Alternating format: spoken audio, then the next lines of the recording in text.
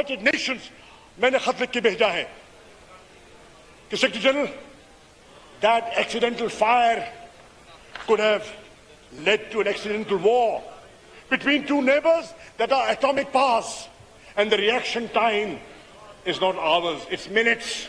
It's minutes.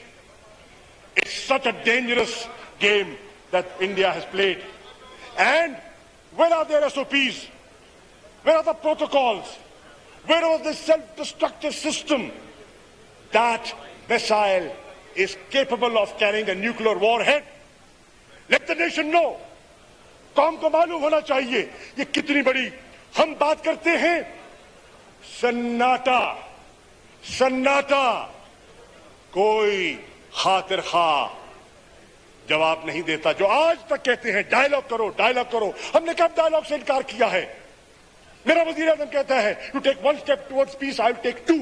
लेकिन वहां जो हिंदुत्व की सोच गालिब आई हुई है, वो जो आरएस मेंटालिटी आज दिल्ली पे गालिब है, वो डायलॉग नहीं चाहती, वो कश्मीरियों को जकड़े रखना चाहती।